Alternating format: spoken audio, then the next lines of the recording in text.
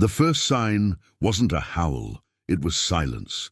At 4:32 in the morning on January 14, 2022, on a ranch 40 kilometers west of Helena, Montana, silence fell over the snow like a heavy and suffocating blanket.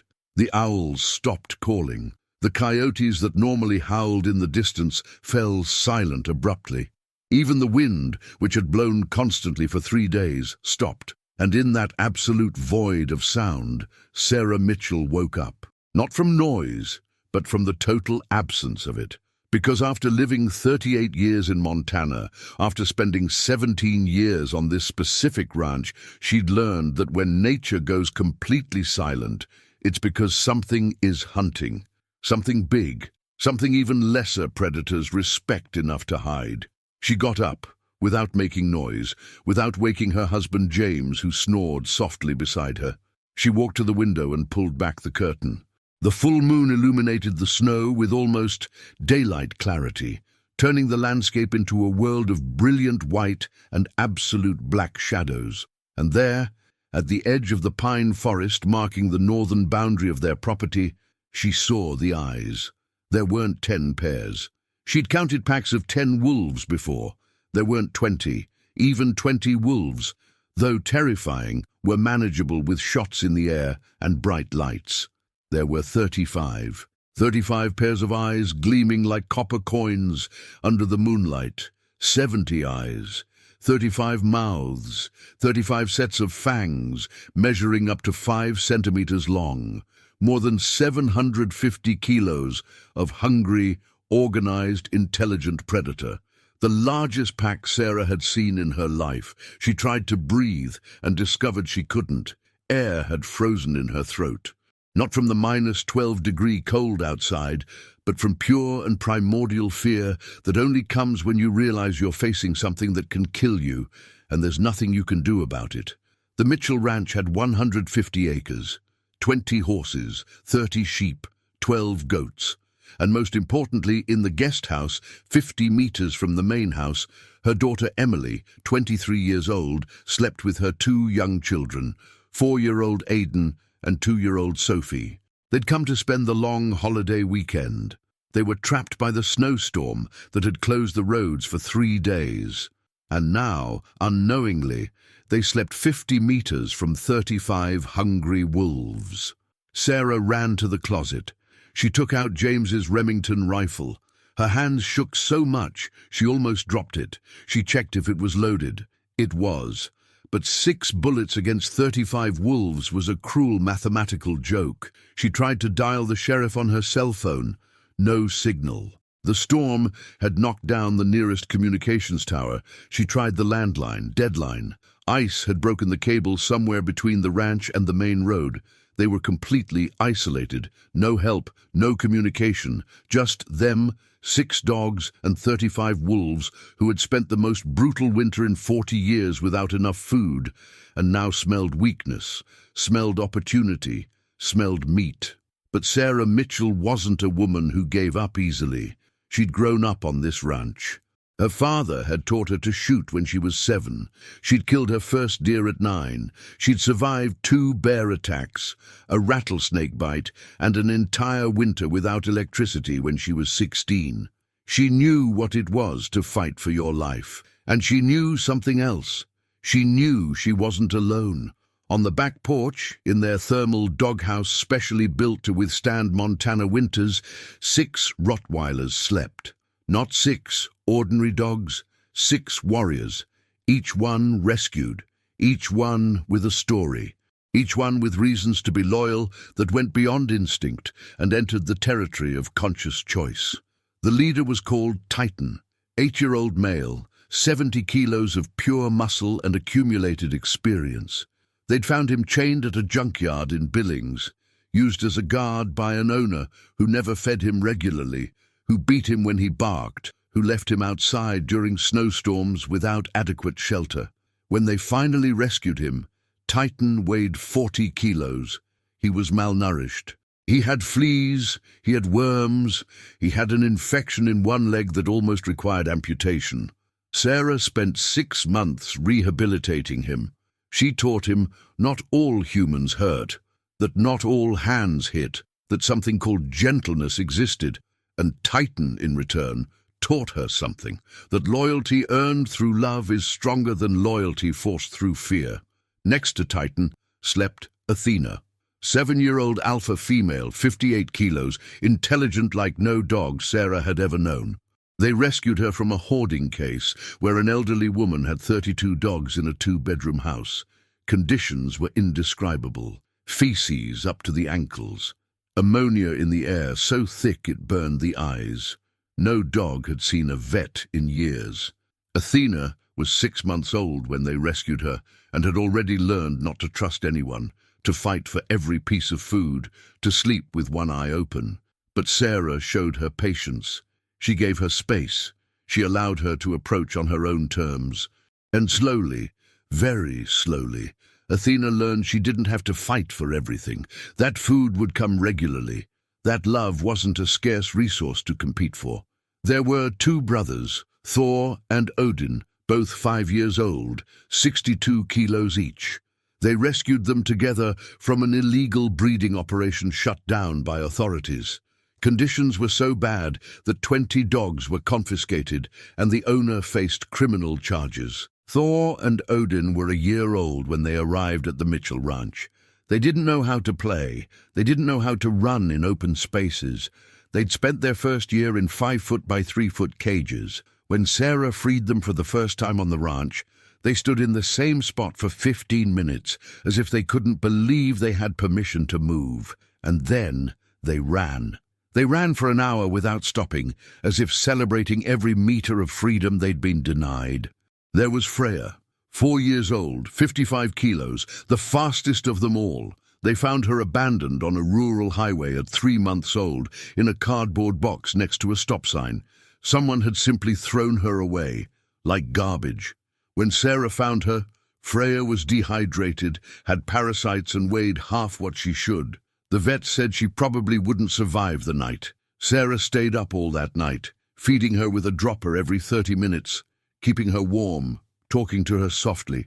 And Freya fought. She fought with a tenacity that had no logic for such a small and weak puppy. She survived that night and the next, and she grew strong and fast, as if compensating for that terrible beginning.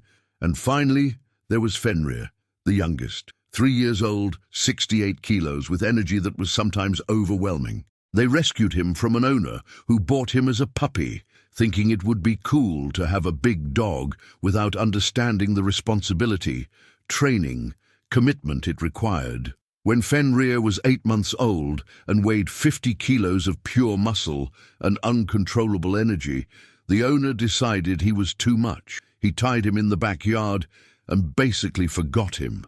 When they found him, Fenrir had been chained for 4 months. No exercise, no stimulation, just a 3-meter chain and a life reduced to a circle of hard dirt where he'd walked thousands of times in the same pattern.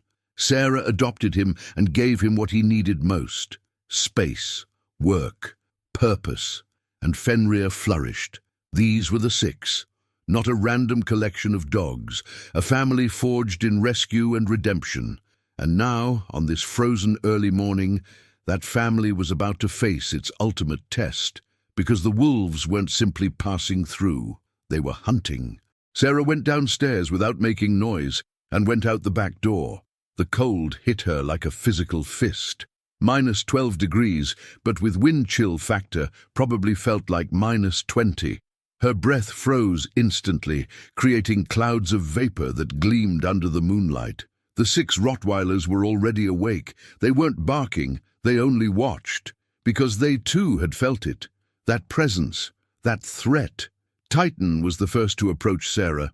He smelled her. He detected her fear.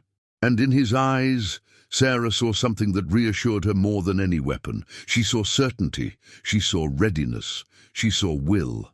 As if Titan was telling her, it's okay, this is what we've trained for our whole lives. For this moment, let us do our job.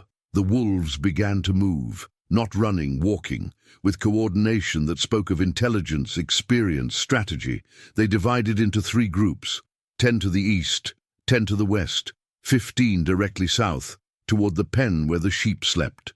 It was a perfect pincer maneuver. They would attack from 3 directions simultaneously. The sheep would be the distraction. While dogs and humans ran to protect the livestock, wolves would flank and attack the guest house, where the children slept. Sarah saw it all in an instant. She understood it, and she knew 6 bullets wouldn't be enough, but 6 Rottweilers might be. She ran to the guest house. She pounded on the door hard. Emily opened it, sleepy, confused. When she saw the expression on her mother's face, she woke completely. Sarah gave her quick and clear instructions. Close all windows. Lock all doors. Take the children to the bathroom in the center of the house, the safest place. Don't go out, no matter what sounds she heard. Don't go out until Sarah came personally to get them. Emily nodded. Her hands trembled, but her face was firm. She had the same Mitchell blood as her mother. She knew how to be strong when necessary. Sarah returned to the main house just as the first howl cut through the night. It wasn't a solitary howl. It was 35 voices rising in unison in a symphony of hunger and anticipation that made every hair on Sarah's body stand up. It was a primitive sound, a sound humans had feared for tens of thousands of years, the sound of the pack. The Rottweilers didn't respond with barks, they responded with action. Titan organized the defense without anyone telling him. It was instinct. It was experience. It was natural leadership. He sent Thor and Odin east, Freya and Athena west. He and Fenrir would cover the south. Sarah ran inside, woke James. Her husband, a 42-year-old man who had worked in construction for 20 years before becoming a rancher, understood the situation immediately. He grabbed his Winchester rifle. Between the two, they had 12 bullets. It wouldn't be enough to kill 35 wolves, but it might be enough to scare some, to break formations, to give the dogs an advantage. The first attack came from the east. 10 wolves emerged from the forest at full speed, their paws barely touching the snow, grey ghosts moving with deadly grace. Thor and Odin met them 20 meters from the pen fence. The collision was brutal. Thor, with his 62 kilos, hit the lead wolf with such force that both rolled in the snow. The wolves had numbers. The Rottweilers had weight and jaws designed to crush bones. The battle became immediate chaos. Teeth clashing against teeth, claws tearing, snow flying, blood splattering dark against white. Thor fought with controlled fury, every movement calculated. Odin fought with his brother in perfect coordination. When Thor attacked, Odin defended. When Odin advanced, Thor covered. They were a 2-part machine functioning with lethal precision. But they were 2 against 10. The math was bad. One of the wolves managed to get past their defense. He ran straight toward the sheep. Thor turned to intercept, but 3 wolves blocked him. He was trapped. The wolf that escaped jumped the pen fence. The sheep went crazy. They began running in circles, crashing into each other, bleating in terror. The wolf brought one down. He killed her with a bite to the neck, but he didn't eat her. He didn't have time. This wasn't about food yet. This was about causing chaos, about dividing the defense. And it was working. The western attack came 30 seconds later. 10 wolves against Freya and Athena. Athena, with her tactical intelligence, didn't face them head-on. She positioned herself near a metal fence post, using it to protect her left flank. Freya used her speed, running in circles around the wolves, distracting them, dividing them. But the wolves were also intelligent. They separated. 5 went after Athena, 5 after Freya, and suddenly both females were isolated, surrounded, fighting for their lives. Sarah fired from the 2nd-floor window. The rifle's sound cut through the air. One of the bullets hit a wolf in the leg. The animal howled and retreated, but he didn't die. He was only wounded, and a wounded wolf is sometimes more dangerous because he has nothing to lose. James fired too. He missed. The wolves moved too fast in the darkness. Sarah reloaded. She fired again. This time she hit. A wolf fell and didn't get up, but that left 34 and only 10 bullets. The southern group, The 15 wolves, led by the pack's alpha, a massive grey male who easily weighed 50 kilos, advanced toward the main pen, toward Titan and Fenrir. The alpha was old. He had scars telling stories of decades of survival. He'd fought bears, he'd killed elk, he'd led this pack for 8 years, and he'd never lost a hunt. Titan saw him coming and knew this was the real fight. The rest were distractions. This was what mattered. Leader against leader. Alpha against alpha. The wolf alpha stopped 10 meters away. The two animals looked at each other. There was no sound, there was no movement, only mutual evaluation. The wolf saw a domestic dog. Strong, yes. Large, yes, but domestic. Softened by years of regular food and warm shelter, Titan saw a wild wolf. Experienced, yes. Dangerous, yes, but hungry. Weakened by months of brutal winter. Desperate. And desperation makes you make mistakes. The alpha attacked first. He launched himself straight at Titan's throat, the classic wolf maneuver, fast and lethal. But Titan had been in street fights when he was young. He'd survived years of abuse. He'd learned to read intentions before they became actions. He turned. The alpha missed by inches, and in that moment of exposure, Titan counterattacked. His jaws closed on the alpha's shoulder. The pressure was immense, 700 pounds per square inch, enough to break bird bones, enough to crush deer cane. The alpha howled. He tried to break free. The other 14 wolves rushed to help their leader. Fenrir intercepted 5. At 3 years old, he didn't have Titan's experience, but he had something else. He had accumulated fury from 4 months chained for no reason. He had repressed energy from years without enough exercise.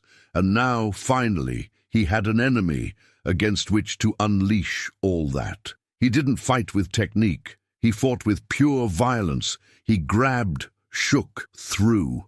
The wolves were more agile, but Fenrir was stronger, much stronger.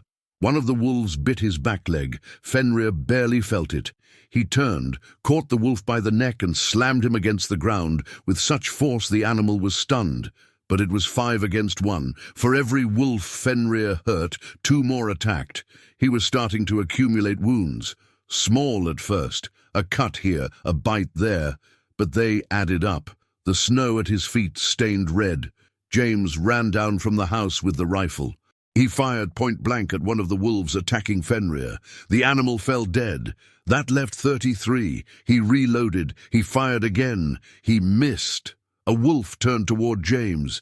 He saw human flesh. Vulnerable, easier than a Rottweiler. He launched himself. James didn't have time to reload. He raised the rifle like a club. He hit the wolf in the side. The animal howled but didn't stop. He brought James down in the snow. He tried to bite his throat. James grabbed his neck with both hands, keeping him away by pure strength, but the wolf weighed 40 kilos of muscle and teeth. James was losing. His arms trembled. The wolf got closer, closer, teeth inches from his face. And then Athena arrived. She'd left her position in the west upon hearing James's scream. She hit the wolf from the side with all her speed. Both rolled away from James. Athena got up first. The wolf tried to flee. Athena didn't let him. She chased him. She caught him. And this time, when she bit, she didn't let go. The wolf stopped moving. James got up, bleeding from cuts on his arms, but alive. He looked at Athena. She looked back at him. And in that silent exchange, James understood something. This female, rescued from a hoarder's house where she'd learned not to trust anyone, had just chosen to save him. She'd left her position. She'd risked her life for him, for a human. Because despite everything she'd suffered, she'd learned to love again. And love makes you do impossible things. The battle continued. Thor in the east had killed 2 wolves but was wounded. A deep bite on his side bled heavily. Odin fought beside him but also accumulated wounds. The 8 remaining wolves in the east didn't retreat. They had the 2 Rottweilers cornered against the fence. In the west, Freya was alone. Athena had gone to save James. The 9 wolves remaining there surrounded her. Freya ran in circles, using every inch of her speed to avoid being caught. But she was getting tired. Each circle was a bit slower. Each response a bit less quick. The wolves knew it. They waited. Sarah saw all this from the window. She saw they were losing. 6 dogs against 33 wolves was impossible. No matter how brave they were, no matter how strong, numbers would win eventually. She had to do something. She had to change the equation. She ran to the basement. There, in a locked cabinet, were the fireworks James had bought for the 4th of July but never used. They were illegal in Montana without special permission. But Sarah didn't care about legality at this moment. She grabbed everything. Rockets, firecrackers, flares, everything. She ran upstairs. She went out the front door. The cold hit her again, but she didn't feel it. Adrenaline had taken control. She lit 3 rockets at the same time. She aimed them at the eastern group. Sparks flew. The rockets whistled. They exploded in the air over the wolves with detonations that sounded like gunshots. The wolves, scared by the sound and lights, retreated instinctively. Thor and Odin took advantage of the confusion. They attacked.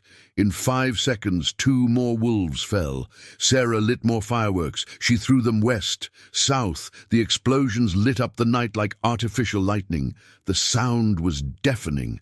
The wolves, who had spent their entire lives in nature where strange sounds generally meant danger, began to doubt. The alpha in the south, still fighting with Titan, heard the explosions. He saw the lights, and for the first time in 8 years of leadership, he felt something he hadn't felt in a long time. Uncertainty. Titan felt it, that moment of doubt, that fraction of a second where the alpha wasn't completely committed, and he squeezed. His jaws, which had been pressing the alpha's shoulder, adjusted. They found better grip, and they squeezed harder. The alpha howled, not a howl of defiance, a howl of pain, of admission, of defeat. The other wolves heard their leader scream, and something changed. The perfect coordination they'd shown began to fail. Some retreated, others advanced. There was no consensus, there was no plan. The alpha tried to break free from Titan. He managed to get loose, but the damage was done. His shoulder was destroyed. He wouldn't be able to run properly for weeks, maybe never, and a wolf that can't run is a dead wolf. The alpha retreated, limping, bleeding, defeated, and when the leader retreats, the pack follows. The 14 wolves that had been attacking with him began to withdraw, slowly at first, then faster. Fenrir chased them. Titan called him back with a low bark. Don't chase, protect. That's the mission. The wolves in the east, seeing the south retreating, also began to retreat. Thor, bleeding and exhausted, took a step toward them. He didn't attack. He only showed he still could, that he still had strength. The wolves evaluated. 8 of them against 2 wounded Rottweilers. The odds were good, but the cost would be high. They'd lose more wolves. And for what? The sheep had already been alerted. The humans were awake. Surprise had been lost. They retreated. In the west, Freya was on the edge of collapse. 9 wolves had finally cornered her against a tree. There was no escape. She prepared for the final blow. And then Athena arrived, and behind her, James with the rifle, and behind him, Sarah with more fireworks. The wolves saw the battle had changed, that it was no longer 35 against 6. It was 30 against 6 dogs, 2 humans with weapons, and fireworks exploding around them like the end of the world. They did what any intelligent animal would do. They retreated, not in panic, with dignity, walking backward, maintaining eye contact, making sure everyone understood this wasn't surrender. It was tactical choice, strategic retreat. They'd return another day, maybe. Or maybe they'd learned that this ranch, this specific place, was defended by something they didn't expect. Not just dogs, not just humans, but family. When the last wolf disappeared into the forest, Sarah dropped the fireworks she still held. Her hands shook uncontrollably. James approached, hugged her. Neither spoke. There were no words. The 6 Rottweilers regrouped on the porch. All wounded. Thor worse than the others, with that deep bite on his side, but all alive, all standing. Sarah called the emergency veterinarian in Helena using a neighbor's cell phone who came after hearing the explosions. The vet arrived 2 hours later with Dawn. He examined all the dogs. Thor needed stitches, 16 total. Odin had a broken rib. Freya was exhausted but without serious injuries. Athena had superficial cuts. Fenrir, surprisingly, only had bruises despite having fought 5 wolves. Titan, the leader, had a torn ear and multiple bites, but nothing that wouldn't heal. The vet said they'd been lucky. Sarah looked at the 6 dogs looking back at her with tired but alert eyes. Luck wasn't the word. This wasn't luck. This was loyalty. This was love converted into action. This was a family deciding that no matter how many enemies came, no matter how bad the odds, they would protect what they loved or die trying. Emily came out of the guest house with Aidan and Sophie. The children had slept through the entire battle, thank God. Emily had heard everything but had obeyed her mother's instructions. She'd stayed inside, protecting her children, trusting her mother and the dogs would handle the rest. When she saw the condition of the dogs, she began to cry. Not from fear, from gratitude, from understanding, from deep respect for these 6 animals who had been discarded by other humans as garbage, as problems, as too difficult, and who now had risked everything to protect her family. The following days were quiet. The wolves didn't return. The Montana Wildlife Department sent a team to investigate. They found 5 dead wolves, all with wounds consistent with large dog attacks. They documented blood trails from at least 10 more wounded wolves. The official report said it was the largest confrontation between domestic dogs and wild wolves recorded in Montana in 50 years. They asked if Sarah wanted professional hunters to track the pack. Sarah said no. The wolves had come from hunger, from desperation, not from malice. They'd learned their lesson, they'd find food elsewhere, and if they returned, the dogs would be waiting. Thor recovered completely after 6 weeks. Odin's broken rib healed. Freya recovered her speed. And Titan, the leader who had faced the Alpha and won, walked around the ranch with a new scar on his torn ear, a mark of honor. He'd fulfilled his purpose. He'd protected his family. Sarah began telling the story locally, not to boast, but so others would know, so others would understand that rescued dogs, discarded dogs, dogs others considered broken or problematic, are sometimes the most loyal, because they know what it is to lose a home. They know what it is to be alone, and when they finally find family, when they finally find love, they don't take it for granted. They protect it with everything they have. The story spread. Local newspapers covered it. A journalist from Outside Magazine interviewed her. They asked if she'd consider breeding Rottweilers professionally, given the success of her dogs. Sarah declined. These weren't business dogs. They were family, and family isn't sold or bred for profit. 3 months later, in April, when the snow finally melted, Sarah walked along the northern boundary of the ranch. There, at the forest's edge, she found something. Wolf tracks, fresh, from the night before. But they didn't cross toward the ranch. They only bordered it, as if they were patrolling, checking, remembering, and then they moved away. Sarah smiled. The wolves had returned. They'd looked. They'd remembered what happened last time, and they'd decided there was easier prey elsewhere. Sometimes the best victory isn't killing your enemy, it's teaching them respect. That night, Sarah sat on the porch with the 6 Rottweilers at her feet. Titan had his head in her lap. Athena slept against her leg. The others were scattered around, forming a protective circle that was now their natural position. She looked at the stars shining in Montana's sky, brighter here than in any city, and she thought about how life takes you down strange paths. How she'd rescued these 6 dogs, thinking she was giving them a second chance, not realizing they were giving her something too. Purpose, connection, proof that genuine love, the kind earned through patience and mutual respect, can achieve things force alone never could. 35 wolves against 6 Rottweilers. Math said impossible. But math can't measure loyalty. It can't quantify love. It can't calculate what happens when someone who has lost everything finally finds something worth fighting for, and fights with every fiber of their being because they know exactly what it is to live without it. The Mitchell Ranch continued operating. The sheep multiplied, the horses thrived. Aidan and Sophie grew up visiting every summer, learning to love the land and animals like their mother and grandmother before them.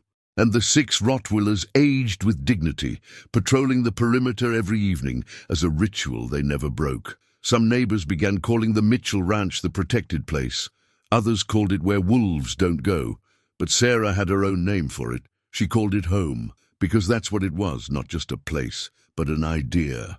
The idea that when you gather enough broken hearts and give them reason to heal, when you show them there's something better than solitary survival, when you build family not from blood but from choice, you create something even 35 hungry predators can't break. You create something that transcends logic and enters the territory of legendary.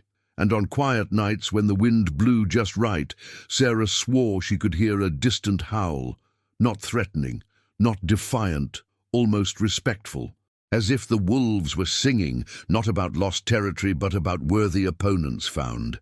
And on the porch, Titan raised his head. He listened, but he didn't respond. He didn't need to. The message had already been delivered and received. This place is protected. This family is unbreakable. And if you return, you'll find the same reception. Not with hate, not with cruelty, but with absolute strength born from absolute love. Because that's what happens when you give the discarded a reason to stay, when you give the broken a reason to heal, when you give the forgotten a reason to remember what it is to belong. They become more than dogs. They become guardians. They become heroes.